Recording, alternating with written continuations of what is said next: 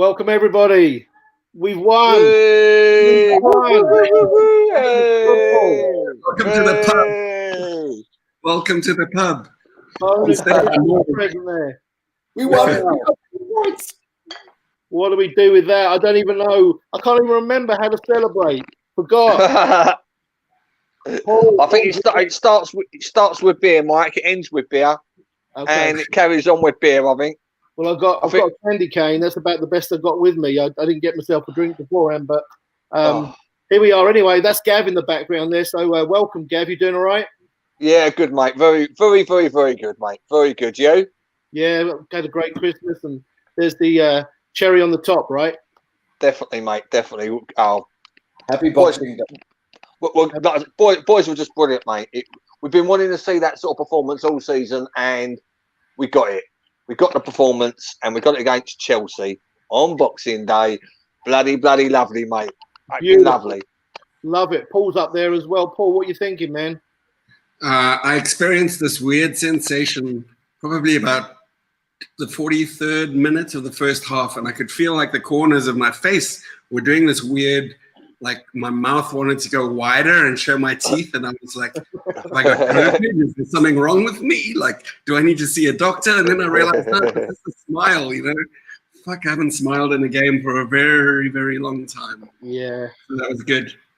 Beautiful, beautiful. We've got Olaf on here, I think, for the first time. Olaf, you doing all right? Stupid question. Yeah, second good. It's my second time in the pub, so I'm immensely happy. Last time it was against Tottenham, and now it's against Chelsea. So and a win, so I'll go with that. So I kind of tweeted earlier on that I was having some Tanqueray with lunch. And then I tweeted later on about about 6 o'clock your time. I said, maybe it's the Tanqueray talking, but I think we might do a win. And so I'm going with I'm blaming it all on the Tanqueray. And you're gonna have to drink every time now, bro. That's how alcohol starts. Where are you? 3 points and win, and before taking on Sam freaking Allardyce a bit later. And him chirping. Forget about that shit. Sorry, we're in the pub. We're celebrating a fucking much needed victory against Sure. Russian Yes. There we go, Mike. I'm happy. There we go. Olaf, tell everybody where you are right now. Which country are you in? I'm in I'm on the right at the bottom half of the African continent. So I'm in Africa and in Cape Town, which is holiday season, and I know you guys are cold and snowing and rain, but it's 30 degrees here today. So it's going well. Okay, all right, beautiful. Well, right, we're going to go to Paul. Paul, tell us first of all how you were feeling pre-game. I know this is all very joyous now, but let's start at the very beginning. What were your thoughts pre-game? Did you envisage that this was even a possibility? I did actually.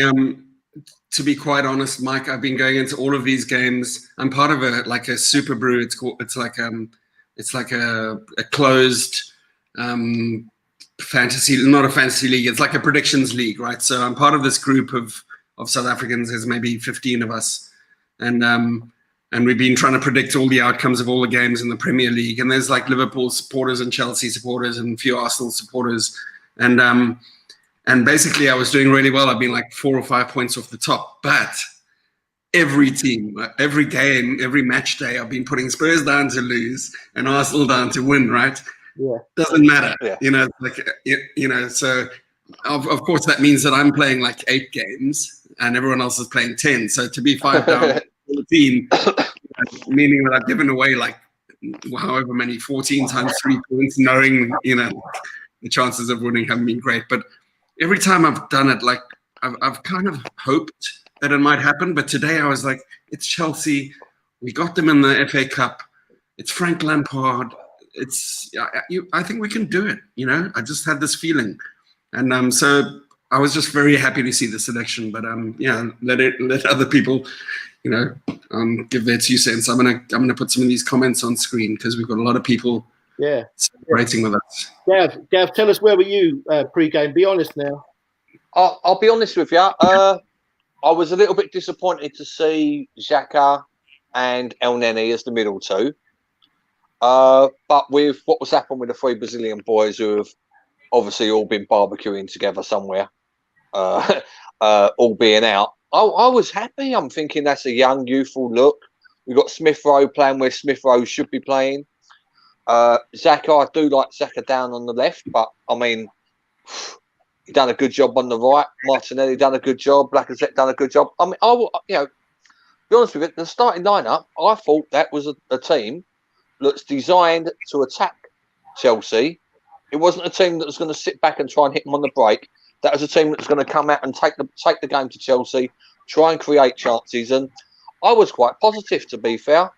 If I'm honest, my only negative was, the Xhaka Elneny midfield duo, which isn't my favourite. Yeah. But like I say, I mean, what can you say? I've been crying out for the last couple of weeks. Play the kids, play more kids, and he played more kids. So I couldn't moan about it, could I? Do you know what I mean? Yeah, absolutely. Well, what about you, Olaf? Where were you pre-game to how you are now? Drunk. I wish. I was quietly optimistic pre-game, and I think that the youth between the Smith Rowes and the Sackers and the Martinellis, it was going to bring an energy to our forward line. And if everything was going to work out okay with the energy of an Elneny and Xhaka holding back a little, it may have worked out, was my particular view.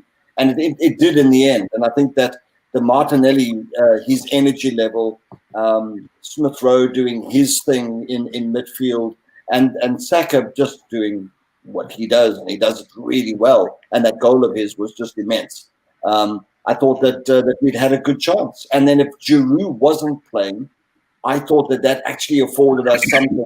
The long balls coming in from Chelsea would then not, with a Giroud, have been as dangerous. I was quietly optimistic, and it turned out to be that way in the end. So hindsight is a wonderful thing, and so was the Tanqueray. So what can I say? Yeah, Mike, check that at you, Mike. I mean, the defence sort of almost picked itself. I don't think there was a lot of choices really by the sounds of things. Yeah. But like I say, and then obviously the pivot or whatever you want to call it between Xhaka and Elneny. Talk us through the attacking lineup, mate. How was you before game? Was you optimistic before game? Did you see legs in it? Yeah. I mean, I was all over the place really because I was so thrilled that Smith Rowe was chosen, but confused as to why you'd put that poor lad in against Chelsea after the bad run of form as his first try in the Premier League. That seemed a bit harsh on him, but it worked out well. And of course, Saka's going to play. We know that, and Martinelli. I assumed was going to play, so that wasn't as much of a surprise. But just the vibrancy that Olaf was talking about up front, the energy Paul was talking about, I thought that was pivotal. I wasn't happy with the central midfield. I've been trying to get Maitland-Niles in there, or thinking about Maitland-Niles in there for a long time. So I was worried about their pace and of Xhaka and Elneny having to back tackle Pulisic, who was going to run away from them, which he didn't do quite as much. So I was a little concerned. The backline did pick itself. I'd have thought Mustafi was actually going to be more likely to play than Pablo Mari. That was another surprise because Mustafi's been the chosen one first off the bench in the centre-back position. I was going to go, let me go straight back to you, Gav, with another broad question, then we'll get into specifics. What was the catalyst for that victory for you, or was it just a mixture of combination of things? I honestly think it's starting the kids. Yeah. I do just honestly think that there's a vibrancy, there's an energy, there's a pace, there's a hunger. And I mean, like you said, look, maybe would it be unfair putting Smith Rowe in against Chelsea, who will finish in the top 3 this year? I mean, let's not talk about top 4 or anything. Chelsea will probably finish this season 2nd or 3rd. But they're fearless, mate. At that age, they're fearless and they're hungry and they want to do well, and that's what we've not been getting that from the other players. Yeah. So I mean, just by the fact that you've got Xhaka and Smith Rowe who have been playing in the same teams for God knows how long. Martinelli's coming back very, very strong. I just think it was particularly that they had a point to prove, and they want to kick. Let's not get this wrong. These younger players, they want to kick the old lot out. They want to take their positions. They want to, they want the first team. They want the first team jersey every week. So why not play them? Why not play them when everybody else has been letting us down so bloody badly? Look, it's just brilliant. Do you know what I mean? I think a few players are going to start fearing that they're not going to get game time now. I honestly do. Rightfully. Yeah. I mean, I think the thing, Mike, that's obviously playing, picking the youngsters with the athleticism and stuff that you've always called for and that they bring to the team. More than anything, they elevated the games of the older players that were on there with them. It's like that energy was contagious. Shaka was, like more positive. He was, I just felt like that Lacazette. I mean, there were options. There were people presenting themselves. There was nobody hiding. There was nobody like positioning themselves kind of behind, players to kind of hide and play in sight. And it was funny because when we made the substitutions later on, the people that hadn't been part of that energy for 80 minutes, Willock and Pepe, came on and they looked like they were playing a different game. I mean, they were on a different gear. You could see it, like Tierney, it was all hyped up. And Pepe is like, I'm not going to press, I'm not going to present, I'm just going to be kind of here occupying the space. And Tierney is like had a whole game where there's somebody going, I'm making a run, I'm cutting in, I'm making, you know what I mean? And he was just like, it was actually quite a contrast, And I think that starting the youth has that added benefit of just injecting some belief and determination, just a little bit of testosterone, young, full of testosterone. I think it adds that accountability as well. It tells the older players, you've got to step it up. Nothing does that more. There's no speech does that more. No words. It's those actions of trusting them. Olaf, what do you think the catalyst was? I think I think the one thing that's critical, don't forget that this was pretty much last chance saloon in a way, kind of a sort of Damocles that has been hanging over us for quite a while. And we having kind of had these kind of discussions, or me listening in to you guys having these discussions, don't forget that this game against a team like Chelsea, and it was a London derby, don't forget that is already an immense amount of pressure, forgetting how badly we've been playing or the results and how they have been. So this was for me a kind of a last chance saloon in many ways for either some players or even to a degree for Mikel and his own belief in what he was doing. So I think that the youth that was put out automatically would gravitate to an urgency of having to prove themselves even further than what they normally do. I think that in itself, if you saw in the first 10, 15 minutes, just the energy level and the urgency that was applied.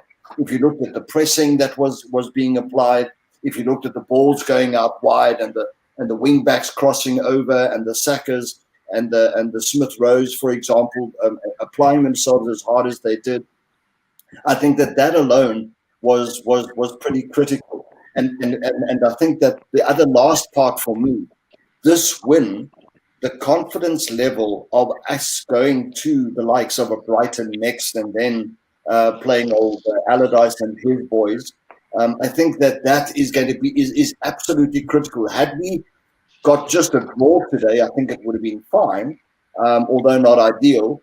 But that would have then given a bit of momentum going into those two games. But had we lost today, and worse, had we been smacked, which was quite likely, by the way, and everybody on Twitter, if you were reading it, everyone was going, if we're going to get smacked today, it's going to be a thing. I think that having not gone through that and come out with the win, with the team that was out, I think says a lot about where we're going to go in the next, let's call it 2 weeks, 3 weeks, for example. But I do believe that everybody knew that everybody's arse was absolutely on the line. Make no mistake about it. And ultimately, it would have ended with the Adus and the Mikel Artetas, as an example. I think the urgency of that sort of Damocles that I spoke about when I started now, I think was particularly real. And even look at us, the four of us, and then everybody listening in, and thanks for joining us, by the way. There's a sense of relief that there is the Arsenal and the way that we play again. Yeah, so I've got a question for Gav here. I don't want to take anything away from Arteta because he looks like he's got one up on Lampard yet again. But has this injection of youth today been an act of intentionality, or because of sickness to others? You think that we'd have seen Willian and Louise and such? What do you think? Well, like I say, I'm not sure whether it was you that I was speaking with, or whether it was Chris or even Paul. I can't remember who it was, but we mentioned it on one of these podcasts a couple of weeks ago. Yeah, no, I know. I'm too excited to speak. Yeah, But Everybody comes up. I think it's a case of, we all knew he's just going to almost fall into a formation, and he's going to almost fall into a midfield partnership. And he's tried Lacazette playing off deep. He's tried Willock playing off deep, and it was almost like it was Smith Rowe's turn. He's tried everybody else. So you've got to give him credit for keep trying something different until he finds what works. I'll give him credit when he does it 2 weeks in a row, Gav. Huh? I'll give him credit when he does it 2 weeks in a row. Well, yeah, no, definitely. But, I mean, we'll see. I mean, look, everybody knows that sort of 8 to 10 position is where we're missing.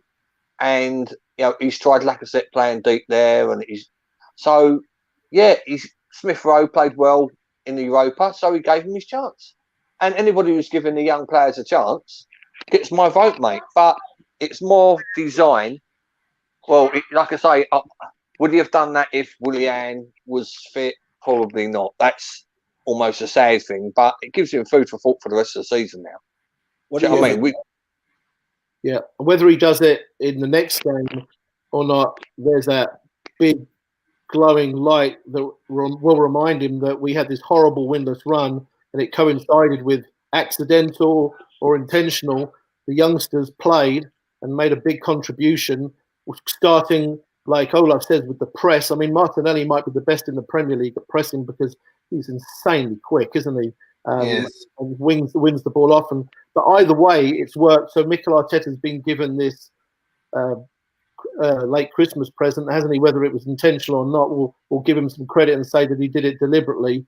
But it's such a beautiful thing. And so I feel like this has to be a turning point. It has to be for him anyway, because he's the most important piece in this whole thing. Paul, was there anything that you saw apart from the generics, anything tactically or beyond just a decision to play a particular player that was different from what we've been seeing? Yeah, I think I saw a kind of a full team press, not only up front where it's obvious, when you press, but I saw in the midfield, I saw where we started hunting and packed again. And El Neni was a huge part of that. Because, I mean, the players that lost the ball immediately tried to get it back. There was somebody advancing to try and get it back. And then there was a midfield player who came in and kind of swooped in for like a loose ball that squirted out. And often they found themselves running up against like a brick wall of 2 Arsenal players who just said, "You're not going past me," and then the ball bounced back and there was a third person to collect it. So I liked that energy. It was a very kind of, I'd seen us do it before, but for some reason we hadn't been doing it. I don't know if it's just because of lazy old fuckers that we've had in midfield.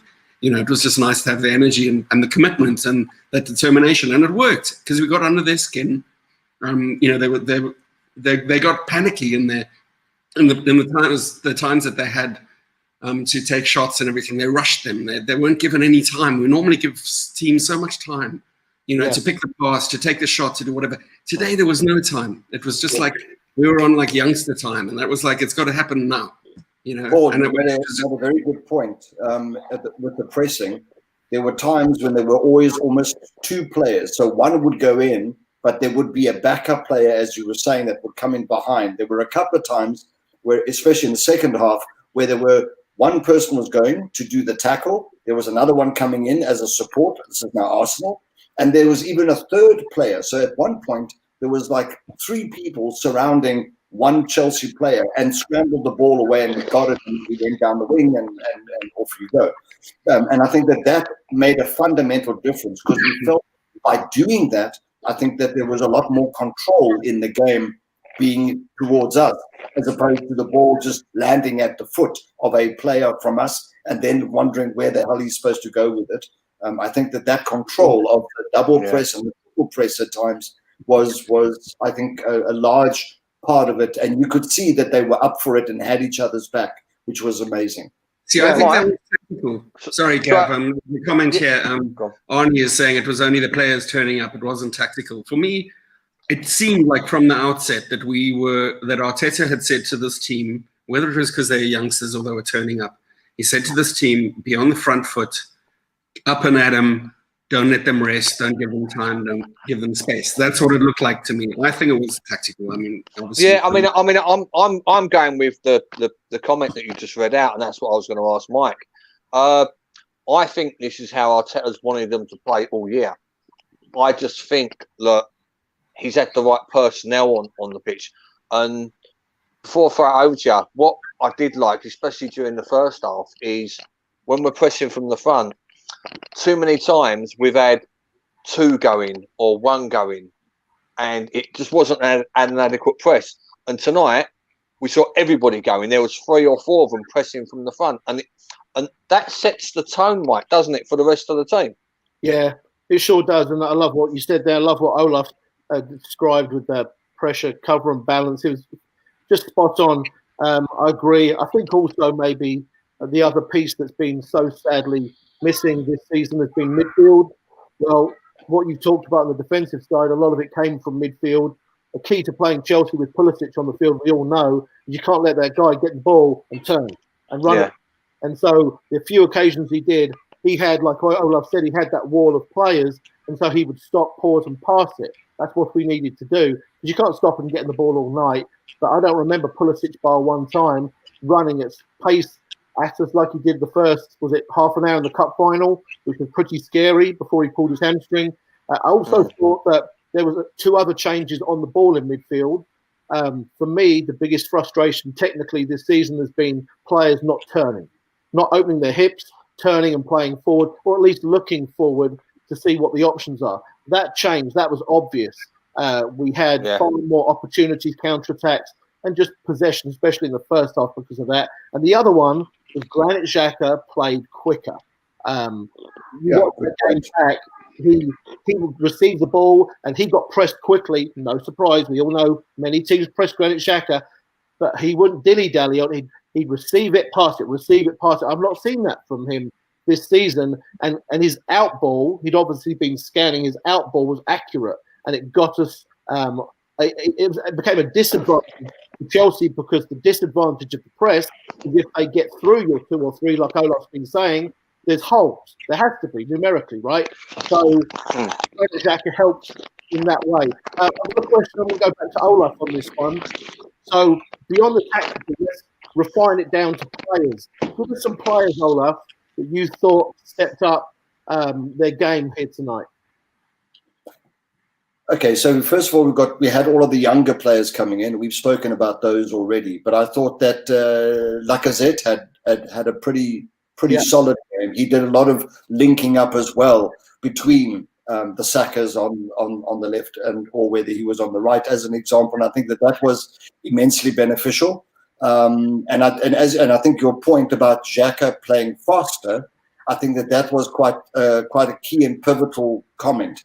I'm going to answer your question by saying, look what happened when Pepe came on at the end. I think Pepe only touched the ball, if I try to count it. There was he almost 10 minutes on the pitch running around, and he hadn't touched the ball at all. And even when he did, there was a disappointment again, because here he is, a highly rated player. He can dribble, he can do all of those things. But he didn't add anything or take us or continue to be at the level of the players that had been substituted, which was Martinelli, I think, in his case. I think that's where that sub was. And that for me is majorly concerning. because that's going to be an issue, and I'm just going to throw it out there in the next couple of games, because if a Willian does come back again, does the tempo then reduce again? Does the pressing? Because I can't remember ever seeing a Willian press, as an example, or be part of a pack of people that press or try and attack, or tackle someone, as an example. But to answer your question directly, Mike, I think Xhaka stepped up. I think Holding was reasonably solid. Mari wasn't too bad either.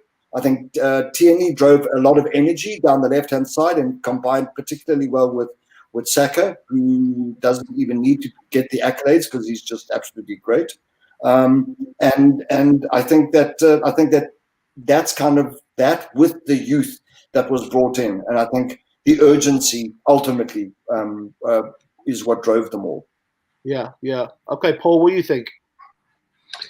Going to Olaf's comments, I kind of touched on it a bit earlier. I felt that bringing on somebody like Pepe and even Willock, who has had a fair run. I mean, he's been played quite a lot, so I don't think it was necessarily. I think it was more an indication of how when we hit top gear, we're a team that can beat any team in this league.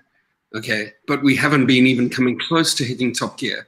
So when two players came on who are subbed, and they've been stuck, playing in a team that has only ever reached like third gear, it was painfully obvious that they were so far behind the pace. Even Willock. I mean, I thought Joe had apart from one move maybe where he set up Saka.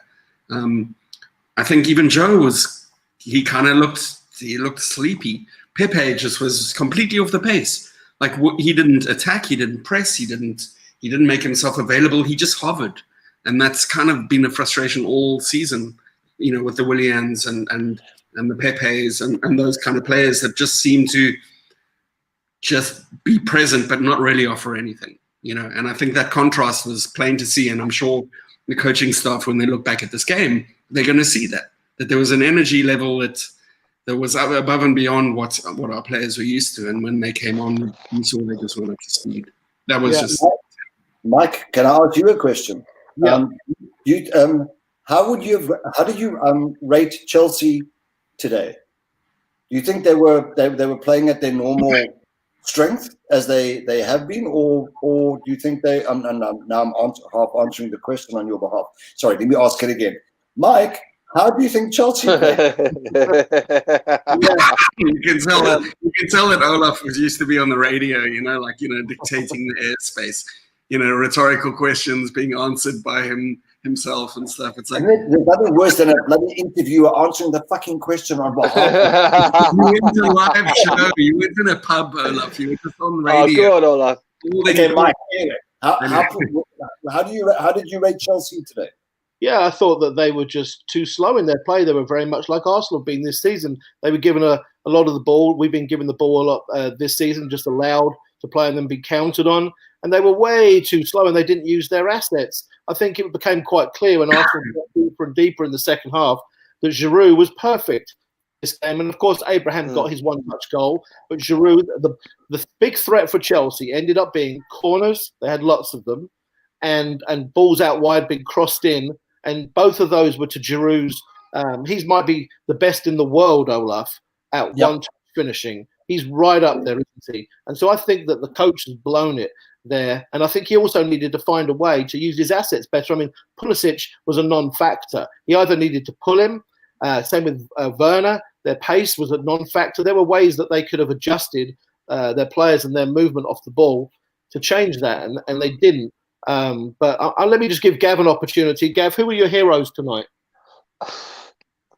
To be honest with you, I mean, what I thought was really, really refreshing tonight was both of our fullbacks. I thought both of our fullbacks had a cracking game. They were both, when they had the opportunity to run with the ball and to get forwards, they were doing it. And when they got an opportunity to overlap, they were doing it. Kieran Tierney, to me, was man of the match. For me, I just thought he put an absolute tremendous shift in. He won us the penalty, which, like I say, I don't think anybody's going to say that wasn't a penalty, because if you do, on TV said it, Gav. Every single candidate. Yeah, anybody Anybody who's saying that a player who skins his man, gets into the box in front of him, gets an arm and then, a touch from behind, that's a penalty. Do you know what I mean? That's a penalty. That is a free kick. Anywhere on the pitch, that is a free kick. So if it's a free kick anywhere on the pitch, it's a penalty. So let's just nail that one down, right? But yeah, just Tierney and Bellerin today, I thought, like I say, as much as the attacking unit was pushing as a unit together, and they were all pushing at the same time and pressing at the same time, it was just nice the fact that Tierney and Bellerin were getting up. They were getting up and they were pushing Chelsea back, and it was stopping Chelsea playing. That's the thing. It almost just sort of gave Chelsea the only chance but to play through the middle. And when we've got Holding, Mari, and then we've got these two midfielders sitting in front of them, it just completely blocked Chelsea up. So it was just a perfectly well executed performance by everybody. In the FA Cup, right, Gav? It was a disruptive game. I think Arteta has got Frank Lampard's number, because I think Lampard kind of relies on this this huge depth of talent and expensive players that he's got on the pitch. But if you get people that just can disrupt that kind of predictable game plan of we're going to get it to this guy and then the tall guy, and I just feel like that Arsenal at the moment, because we don't have those players that are going to dominate in any particular realm on the pitch, we've got to all play in a situation that maybe takes away the ability of other teams. Yeah, no, of course. But I mean, I'm not having it. Look, we sat back and hit them on the break, or we didn't want to take full possession, because we did. We was playing completely. We was playing completely to our strengths. We wasn't. It wasn't like the FA Cup final where basically we're just trying to block them up, and we wasn't showing any ambition, and we wasn't breaking in numbers. We was breaking in huge numbers tonight. I haven't seen us breaking that many numbers all bloody season. So I don't think it wasn't just a case of they block them up or to stop them. We done them both. We just completely played to our strengths throughout the whole of the pitch. Yeah, Gav, that's a very good point, and you're right. We were effective both ways today, and that has not happened in a long time. And so my pick for heroes, I'm going to go to what Olaf said earlier. His first comment was on Lacazette, and there was such a stark contrast. Normally, when the ball comes up to Lacazette, he's in a physical fight because he marks himself most of the time. But he was laying it off one touch. He was even pinging balls around the corner. He did that for Saka. But anyway, we needed an outlet all season, and we've needed our midfield to play quicker under pressure. That happened. Lacazette was the outlet, and he was a physical presence and laying the ball off. And so that attacking efficiency has to have a common denominator. And to me, the common denominator was your pivot was actually effective. I'm going to move on here. I'm going to give you guys an opportunity to answer two questions here as a package. So we'll go to Olaf here. So let's move forward. We've got our first win. He can relax a little bit.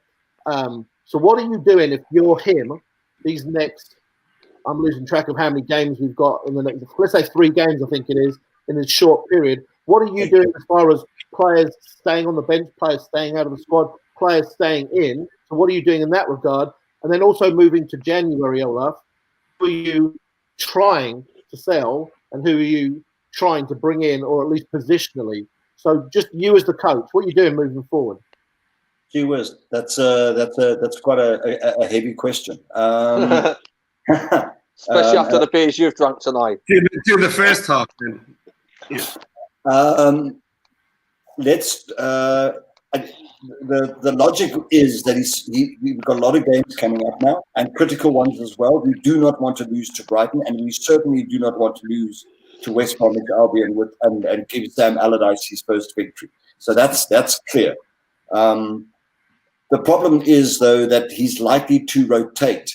And if he's going to rotate and hypothetically bring in the Willian and bring in a David Luiz and one or two others who are part of the slightly older way of playing up until today, the point made earlier by Paul around the energy that those kind of players don't bring to the pitch would concern me immensely. So I personally It must probably hold it now, this the way that it was, with exactly the same starting lineup and most probably the same pitch, unless, because Gabriel's going to be out anyway for a while, so that's gone. And I would rather have Mari in currently than Mustafi.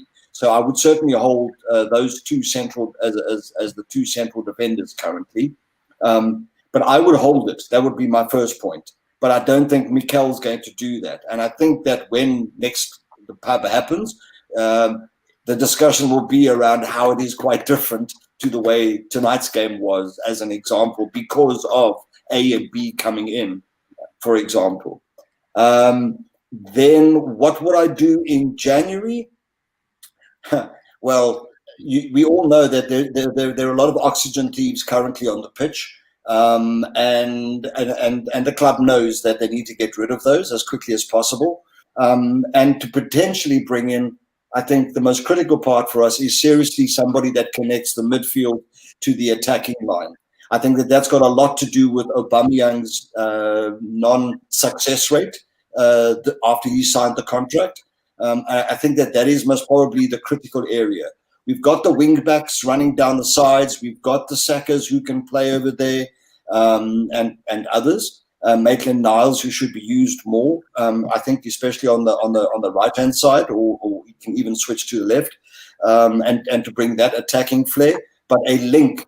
If we're not going to play Özil, then we need a link between the midfield. And when Partey comes back, it's going to be critical, because otherwise the Lacazettes, the Martinellis, and the Aubameyangs are not going to be scoring. So that for me would be, if we can, although I highly doubt there's going to be any money available. So I'm just wary that to raise my expectation level. Yeah. So moving on to Paul, same question. Before I do, Paul, I wanted to counter something that Olaf said as far as keep the same team. To me, in actual fact, Martinelli and Smith Rowe should have bags of energy because they've hardly played. So I suppose you could keep those guys involved more. Saka's the one that, to Olaf's point, probably needs to be rotated, at least from those youngsters in the front line. But Paul, you go ahead and tell us your thoughts. Well, Saka was rested, in the loss to City in the cup, right? So I don't know. I feel like if I was the coach, which was how you framed the question originally, I would reward the players that played tonight. Yeah. And keep that energy going, even if Partey is available or other players have become available. Put them on the bench. Let these players express themselves. Because the thing that I liked about this was all the things we've talked about on this podcast, all like the whole season, is that suddenly the channels were being used. We had Bellerin, Tierney, and Saka. We had three players contributing to crosses. We had players running the inside channels. We had players running the outside channels. There was just so much more. Like we had so many more kind of prongs to our attack than the regular kind of pendulum kind of, let's hope for the lucky break. I feel like this was more balanced between midfield and attack. I feel that there was a lot of overlapping, and there were courageous passes. There were runs being made that were being rewarded. So I would go with the same team. I'd reward them. Yeah. Your next question about transfer window stuff. I'm not your guy when it comes to that. It's there's so many options. I mean, we've got a lot of talent. Tonight made it clear for me. Invest in the talent that we have instead of outlaying huge sums of money to get somebody in who's not tried, not tested, may not fit. We've got people that have been in the club and the academy, and young players that we've spent a lot of money developing. Why not give them a fucking chance? You know what I mean? Yeah, that's my point. Transfer window, spending the money. Yeah. Sorry, Paul. To the older players, it becomes you sitting on the bench because look at the young guys out there putting in the energy, they're putting in the press, or they're doing the press, doing all of the things that are required for us to control and dominate a game. You guys aren't, and that's why you're on the bench. It may actually have an additional benefit by either being a wake-up call, or it's a bye-bye, front door, thanks very much, we're done, as an example. Well said. Gav, what do you think, man? Yeah, no. I was thinking this because it was 3-0 when he brought Martinelli and Smith Rowe off, and I can't think that they were blowing much more than anybody else. I don't. I mean, obviously Arteta's got the stats on his laptop sitting next to him, so he might have realised how many sprints they're putting in the last 5-10 minutes. He might have seen their fitness dropping off. But I was thinking to myself, we're 3-0 up. We're going to win the game. Is he taking him off to give him a rest? Do you know what I mean? Is he taking him off for the Brighton game? So I was quite a little bit encouraged with that. Me too. Yeah, me too. Like I say, hopefully, a Banyang on the bench basically means a Banyang had 20 minutes tops in him if we was desperate. So that's why he didn't come on, because it wasn't desperate. So again, it's a good thing for a Banyang's rehabilitation that he didn't actually have to go out and run about in the cold Islington weather for 200 grand a week. But I would literally start the exact same team the next game. Yeah, I wouldn't change a thing. But if a Banyang's fit, we've got great options. Do you know what I mean? We could have Martinelli for 60 minutes and then ping a Banyang down the left for the last 30. Lacazette, 2 goals in 2 games up front. He's confident. He's actually looking the best he's looked for a while. Lacazette. Yeah, well keep said. him down the middle. But yeah, so like I say, I would potentially, like I say, next game, just start the same team. He's the one that would lose out, though, Gav. If Aubameyang comes fit, I think I could see Lacazette being dropped. And I get flack all the time for being a Lacazette supporter, but I think it was plain today what he brings to the team and the energy, and when he's brought into the game by the kind of youngsters that matched his energy. I just thought he had a really, really amazing game. I thought when he came on. Yeah, I thought Lacazette was brilliant today. He's got to be. He needs. It's almost like he needs to be infused. And like I say, he was one of the leaders on the pitch today as well. And he was sort of like, right, you are the senior man going forwards. When you press, who knows? I might have said to everybody, when Lacazette presses, you press. He might have actually given him that responsibility. Who knows? That actually would be a great tactic, Do you know what I mean? So, and like I say, I'm not a fan of a Banyang down the middle. I think he's much better off on the left. So, it's given us options. And Martinelli coming back on fire. His bicycle kick, very unlucky. Yeah, that was very close. He had another shot which was going in the bottom corner and it got a slight dink that took it towards the keeper. And if we go back to the actual game today, we could have got 5 or 6 goals today. We hit the post, we hit the bar, didn't we, as well? Do you know what I mean? We could have quite easily got 5 or 6 goals tonight. And when was the last time we said that? Or thought that? Yeah. Well, do you know what I mean? I would say. So, go ahead, Gav. Go ahead. No. Go on, Mike. I've said my bit. Go on. Yeah, well, just to add to you boys, I think that I noticed halfway through the second half that just a point that I've not felt for a while. When you got Aubameyang on the field, he wasn't on the field tonight. I feel like that they can double team him, whether he's on the left or in the centre, because we don't. Our other players, our other options, let's say Pepe and Willian, for the sake of argument, the opponent isn't as concerned about them. Well, if you've got Saka, Smith Rowe, Martinelli, Aubameyang, 4 of those guys, that's 4 threats that you have there. Yeah, so 4 threats there. And I noticed in the first half, Conte was very close to Smith Rowe, which was a compliment to a guy starting his first Premier League game, that Conte knew that guy was the connector, as Olaf said, which is what he was trying to do tonight. So that took him out of the game, took Conte out of the game. So some of the other guys were a little more free to do their thing. I'll move on to the transfer window. I have way too many opinions about this. It's one of my favourite topics. And that's why I deflected it. Yeah, go on. Well, shut up for 5 minutes, Mike. Hold on. Let me just grab another beer, mate. Well, I'll try to keep it brief. But I've written a couple of pieces recently on creative midfielders and strikers, options. So I've spent a good month researching all of this. So I've got 4 players for you guys just to consider and think about, or go have a look at, because they're all very, very good. and they're perfect for Arsenal.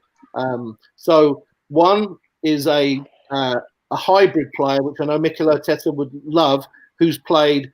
He started at striker. He's now on the right wing, but depending on formation, he plays right wing back as well.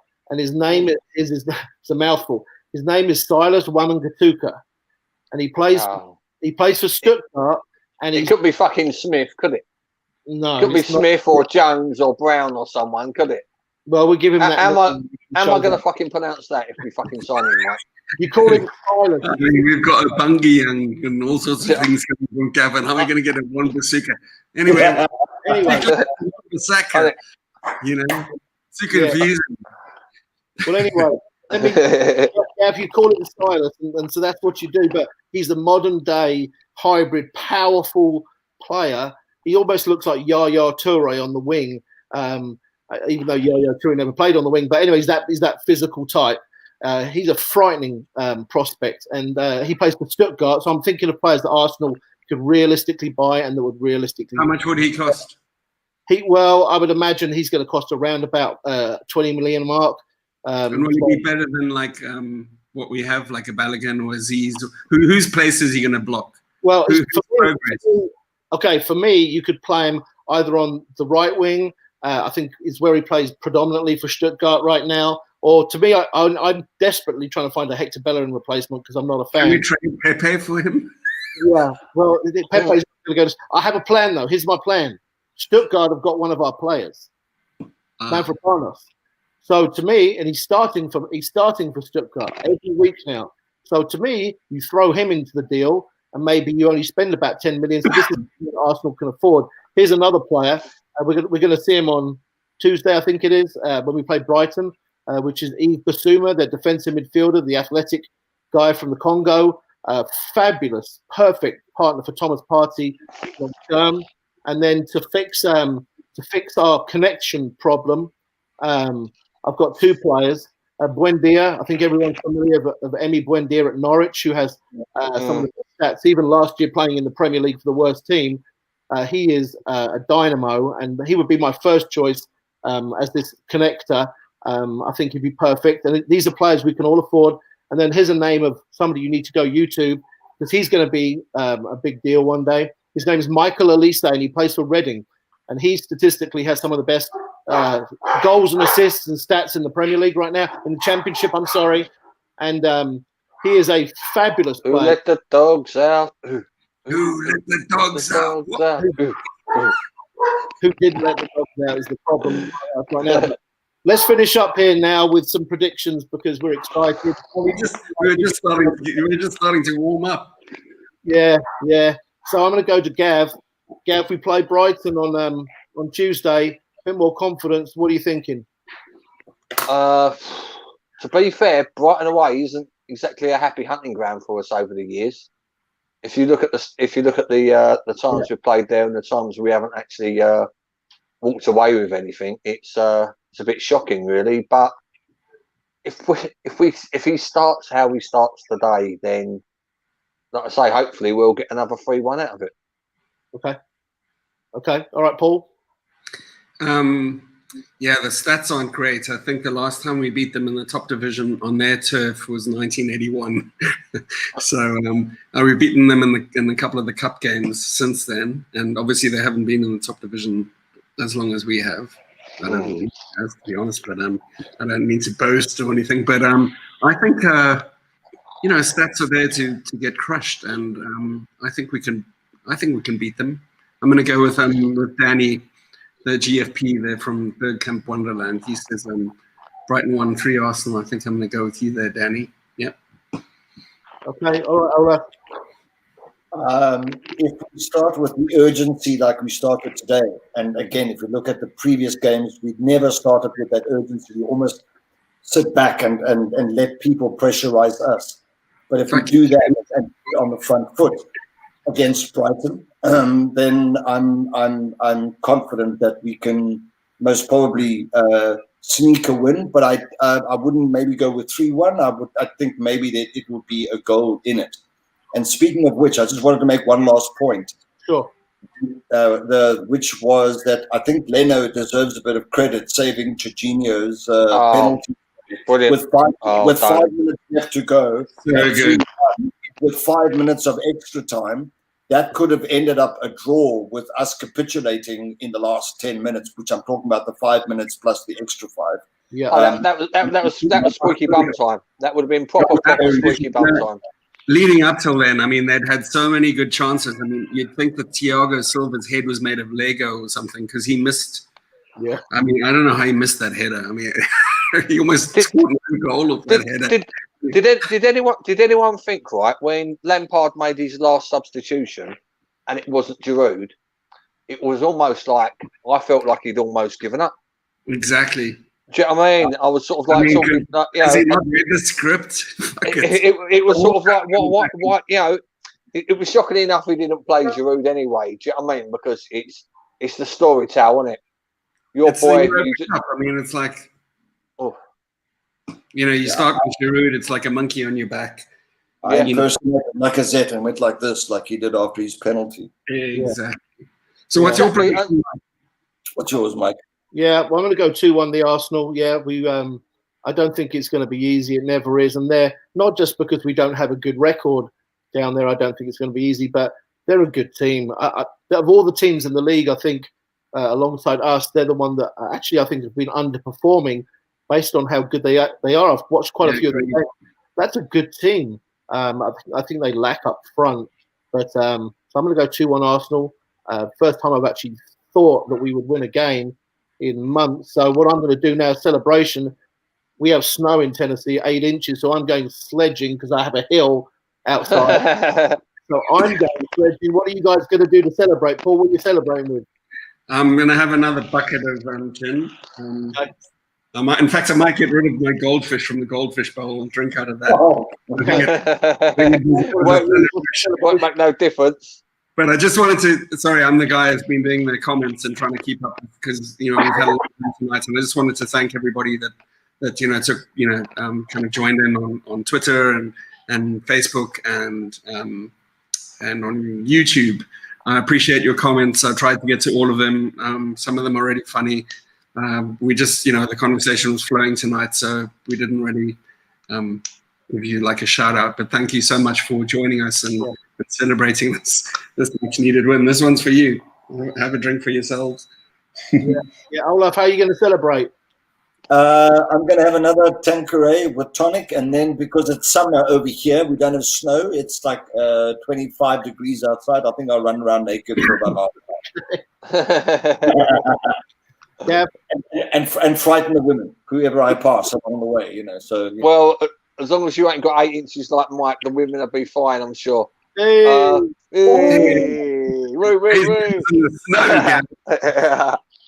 I'm sorry, you can't help it, can you? Well, no, I mean, like I say, we've just it's been a weird.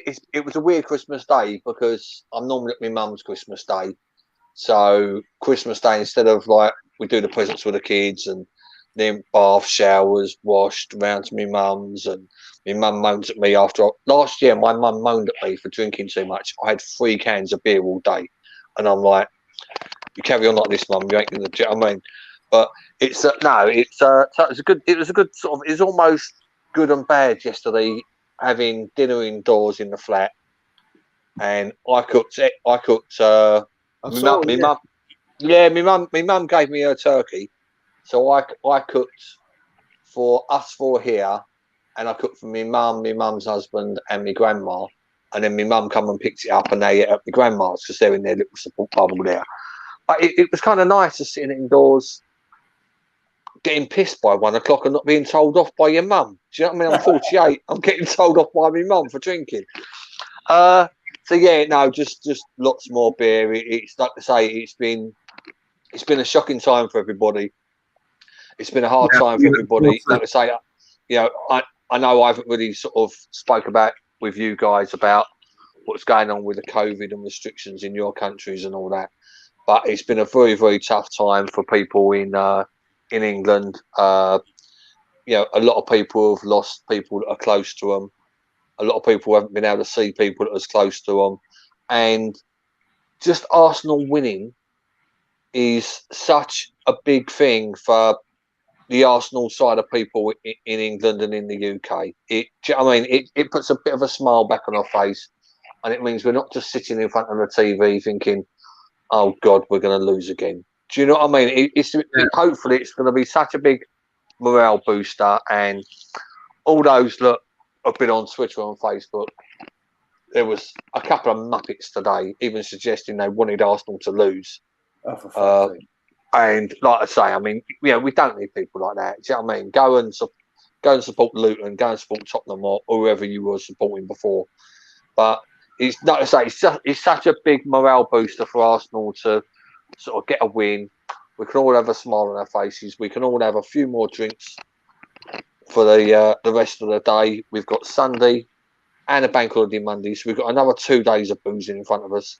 Lots of food. Lots of phoning up your mates.